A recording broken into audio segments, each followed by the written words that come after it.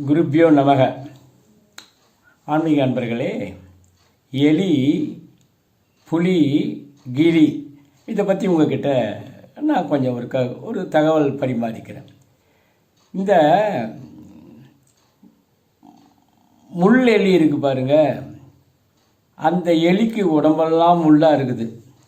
அது எப்படி இருக்குது, அது பிறக்கும்போதே அப்படி இருக்குதா இல்லை பிறந்ததுக்கப்புறம் அப்படி இருக்குதான்னு சொல்லிட்டு ஒரு விலங்கியல் பேராசிரியர், அவர் பேர் எட்டயபுரம் ராஜன்னு பேருங்க. அதை கண்டுபிடிக்கணுன்றதுக்கோசரம் என்ன பண்ணுறாரு, தன்னை ஊரை விட்டு வெளியில் காடு இருக்குது பாருங்கள், அந்த காட்டுக்கு போனால் யாராவது சொல்லுவாங்க தகவல் அப்படின்றதுக்கோசரம் ஒருத்தரை கேட்டாருங்க. அவர் என்ன பண்ணார், இங்கே வாங்க, உங்கள் நல்ல நேரம், நான் ஒரு இடத்துக்கு கூப்பிட்டுன்னு போகிறேன் வாங்கன்னு சொல்லிட்டு, ஒரு மரம் இருக்குது பாருங்கள், மரத்துக்கு பக்கத்தில் ஒரு எலி ஒன்று இருக்குது. அந்த எலியை எடுத்து ஒரு கூண்டு ஒன்று போட்டு அதில் பிடிச்சி கொடுத்துட்டு, இதை எடுத்துன்னு போங்க, உங்கள் வீட்டுக்கு எடுத்துன்னு போயிட்டு எப்படி பிரசவிக்குதுன்னு பாருங்கன்னாரு. கும்பிட போன தெய்வம் குறுக்க வந்த மாதிரி அவர் பரிசோதனை சாலைக்கு அதை எடுத்துன்னு அதை பார்த்தாருங்க.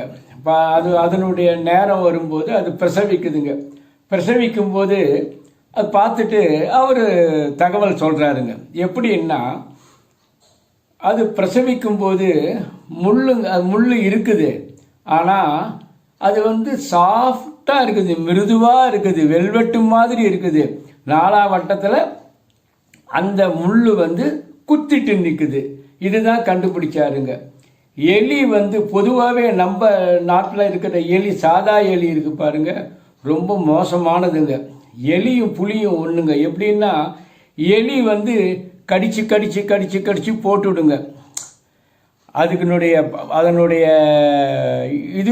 அதனுடைய உடல் வாகு எப்படின்னா, அதுக்கு மேல் தாடையிலையும் தாடையிலையும் பல்லு உளி மாதிரி இருக்குங்க. அந்த பல்லானது வளர்ச்சி அடையுங்க. அதனால் அது என்ன பண்ணும், அந்த பல்லு வளர்றதால எதையாவது எடுத்து கடிக்குங்க. நல்ல ஒயரு அது இது எல்லாம் கடித்து ரொம்ப இம்சை பண்ணும். உங்களுக்கு தான் தெரியுமே, எலி அவ்வளோ தொந்தரவுங்க. புலியை ஏன் சொல்கிறேன்னா, புலி சாப்பிட்றதுல ஆளுங்களை விட அடிக்கிறது ஜாஸ்திங்க. எலியை பொறுத்த வரைக்கும் இன்னும் ஒரு தகவல்னு சொல்கிறேங்க. எலி 7 நாள் சாப்பிடாம கூட இருக்குங்க, 2 நாள் தண்ணி கூட குடிக்காமல் இருக்குங்க. அதனுடைய உடல் வாகு அப்படிங்க. ஆனால் எலி மோசமான பிராணிங்க. வீட்டு எலியும் இப்படி தான். கிராமத்தில் இருக்கு பாருங்க, விவசாயிகள்லாம் இருக்காங்கள, ஐயோ பாவங்க, அதை என்ன பண்ணும், போய் செடிங்கள்லாம் கடிச்சு கடிச்சு கடிச்சு கடிச்சு விட்டுடுங்க. ஆனால் பகவானோட அனுகிரகம் பாருங்க, ஆந்தை இருக்கு பாருங்க, அந்த எலியை சாப்பிட்டுடுங்க. வீட்டு எலி என்ன பண்ணுன்னா ரொம்ப மோசங்க.